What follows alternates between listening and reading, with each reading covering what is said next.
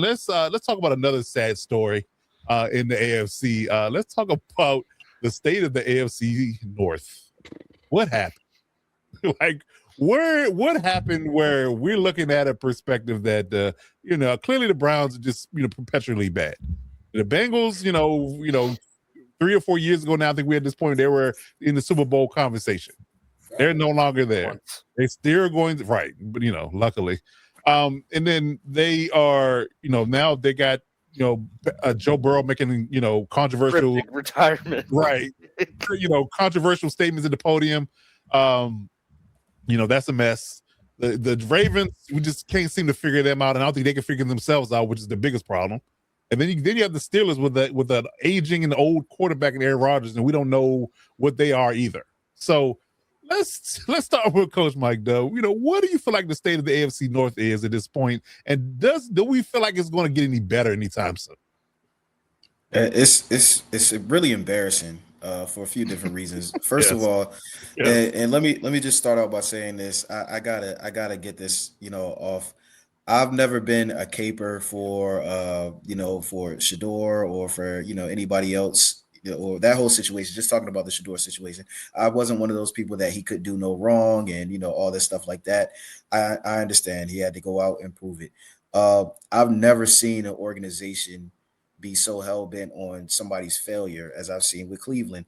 I don't know if you guys heard this or saw the reports that they apparently gave him the wrong wristband, or there's a miscommunication with the wrong wristband. That's boys. Like that's boys inexcusable. It's is inexcusable. That doesn't happen on any level to your starting quarterback. On any level. Never. Yeah, really. You know what I mean? And to be honest, like, this is a franchise that really should be investigated for malpractice, because I've never seen them put somebody in a situation where all odds are against them to succeed. When they do, when he does do well, whatever, it's cryptic, comments made by the head coach, or cryptic, kind of body language towards him and all that stuff. Even if you don't have to go up above and beyond to give him his credit and all that stuff like that, you have to know that the eyes are on you. Everybody's talking about it. At least show them some love so you can get that one less question you have to answer in the offseason, whatever the case is. But I'm not going to spend too much time on it. But I do think that they need to be called out as an organization for what they're doing to set up, their team. They're just not. I feel like there's a lot of things that may come out later on, maybe years down the line or whatever the case is. But it just doesn't look right in Cleveland, and I don't like it. I don't like how they're setting guys up for failure. That's one thing. Then you move on to Cincinnati. Nobody looks like they even want to play for Cincinnati. Like, they don't even look like they want to, the whole ordeal in the offseason. They don't look like an organization. Any of the guys are happy to be there. I won't spend too much time on them because it's just terrible. Uninspiring football. Uninspiring football is no sense of, maybe they'll be better next year, whatever it is. Like you said, Joe Burrow is probably killing his career. Right now he's just, thinking about his future, all kinds of things. And that's never a good time. He's supposed to be entering his prime right now. Should be. And instead he's contemplating if he even wants to play, because an organization like that will just take all the joy away from it. Then you move on to Pittsburgh. Pittsburgh is just, the chickens are coming home to roost when it comes to them not addressing certain things and with their roster, and deciding to go with the aging vet and Aaron Rodgers. They're still alive because nobody wants the division. But, if you look at it, Aaron Rodgers, he's getting knocked around as little as, first of all, look at his chin strap. I haven't seen that chin strap since 1996. I didn't even know that they still made those chin straps for the helmets that they have now. Listen, I looked at him, I think it was yesterday. He got hit and the chin strap fell off, and he's just had this look on his face like, why am I here? You know what I mean? But it literally, he's getting knocked around. I have not seen, really. I haven't been paying attention. I'm gonna have to look now. Okay. Watch his chin strap. It's a chin strap that you literally have not seen since Dan Marino or whatever. But it's the old school one. Either way. Yeah. But either way, like I said, we talked about them kind of leaving some areas unaddressed, and I think that's going to come back to haunt them, even if they are able to back into the playoffs, because like I said, nobody wants a division. Then that'll be there. So, the lone team that probably has something to look forward to is the Ravens. They struggle with consistency, but obviously if they can get healthy, then I think that they may be able to do a little something, possibly.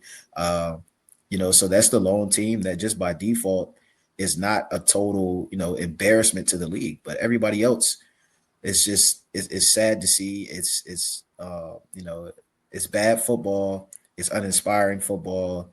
And it's disappointing because coming into the season, there were talks about, possibly almost every team being able to compete, or at least aside from the Browns, being able to at least, contend for a playoff spot. And now it's just, we're talking about 3, if not all 4 teams almost being an embarrassment to the NFL, at least how they handle things off the field and on the field as well. So I have nothing good to say about the AFC North at all. Well, yeah. Listen, I want to end with that. I ain't gonna lie. I'm good with it.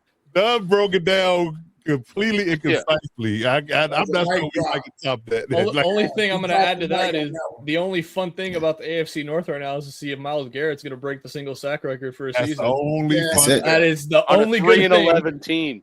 Yes, crazy. And I think that's what the thing hired that a frustrates baseball me the most. analyst to be their GM. Right. And exactly. The Moneyball guy.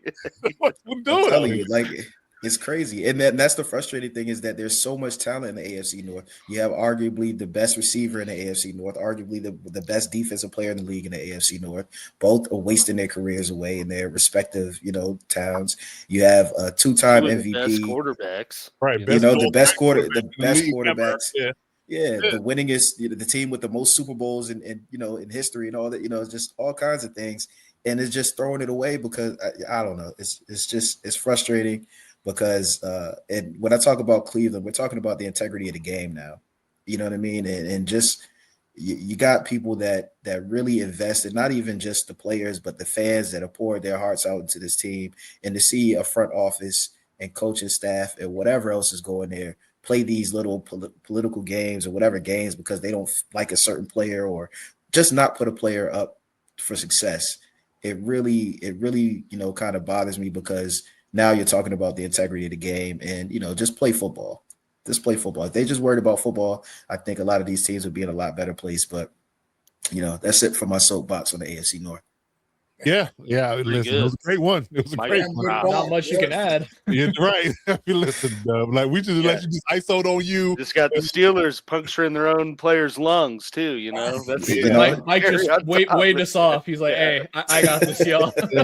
Seriously though, man, I wish the Chiefs were in the North this year. Right, still be in the hunt. Still be. How do you think you feel about the Chargers, man? Somebody's gonna have first place with less than 10 wins. Watch this. That could be very true. They probably went through that. They do a bunch of playing each other in the next 3 weeks, so you very much could be seeing that. Yeah, I think whatever team comes out of that's going to just limp into the playoffs. Yeah, no team will going to be the Steelers. I mean, one and done. It's going to be bad. It's not going to be good. I don't know. And then it's going to beg the question that it's been thrown around, where do you just take the top 7 teams instead of division winners, because you're going to have we argued that in the past. We argued that in the offseason. We did argue that in the offseason. We talked about that heavy in the offseason. You're right about that. You can't have Tulane getting into the playoff, Yeah, right. Chase Madison, JMU. Yeah. I don't think the league really cares about that when it comes to playoffs, because they're thinking the more games they can put together, that's more money. Yeah, that's all I think. And they're always going to keep the division ones, because those are, primo end of year, essentially playoff games to some degree. True. So, and okay. Are you saying that football is about money? Oh, very much. Football is all a ploy to sell you food. Haven't you seen that? That's true. That was my next one. Damn it! Stop it! I got you. I'm up here, man. Turn the air down, will you? Baker. Hey, don't you know what? The man does bake. You're number one to me too. Okay, I will say that you're number one to me too. I won't put it on screen. I have to say this. You can't spend all this time with people and expect not to the joke's not to catch on with the rest of the group. Now I'm just going to have to say I'm not an idiot, Cap. As much as I present myself as one at times. I did stay at a Holiday Inn last night. Yeah. Right. Oh, man. Indeed. Okay. Well, I mean, like I said, are we good with that was my next one. That was my next one. Okay. I'm good to end it. Okay. Is it North? I got two rebuttals on the AFC. Yeah, just two things. First off, D-Zed, you said that the black and blue division you said was the AFC North. Thanks for playing. It was the old NFC Central with the Vikings, the Bears, the Packers, and the Lions. Sorry, thanks for playing, but you're close. But it was the old NFC Central, which is now the NFC North. Okay. No, yeah. And I only because you got me here for something. And I wanted to ask, did anybody else see that one of the reasons why maybe that Shedeur is getting screwed over is because that his father threw water on Tim McCarver years ago when he was doing an interview, and Tim McCarver is Kevin Stefanski's grandfather? That's a myth. That's not true. I looked into that. Yes, that's a myth. That's not true. That is deep fake. I know why they're screwing over Shedeur is because he was the second QB drafted. I saw that, was like, well, damn, there's your answer. And then I'm Googling around. It's like, yeah, it's not true. I'm glad because I didn't have a chance to look into it. I was going to, but then I actually had something important to do. So that's why I didn't do it. But yeah, if Kevin Stefanski, I was just saying if anybody else caught that. Stefanski has it out for Shedeur because the owner stepped in and made him draft him. 100%. And because Dylan Gabriel, his choice of quarterback did not pan out. Unadulterated ass. Listen. You got infighting right there in the house. That's a tug of war with your QBs right there. Which we'll bring up in a later show that we're going to have to talk about what's going to happen. Which goes to Mike's point. Who's got to go, Shedeur or Kevin? Who's got to go? Somebody got to go. Yeah. And if I'm the owner, I'm sorry. Nobody on the coaching staff is getting back on this plane. Hell no. I don't even know if it was a home game, but whatever it is, you got to go. That's just an excuse. That's a laughing stock. That just goes to your malpractice, Doug. Yeah. I mean, you lost to the damn Titans. What team trades for the most radioactive quarterback in the league at the time and gives him the highest guaranteed contract of all time, and then not even 2 years later drafts two quarterbacks in the same draft? It's like, come on, what are we doing? Yeah, I think the Bengals and the Browns need to be investigated for malpractice if we're talking about it, because there's just the Bengals are just cheap. Well, the guy's just cheap. That's all it is. He didn't want to shovel his own snow. Like, what are we talking about here? Yeah, it's ridiculous.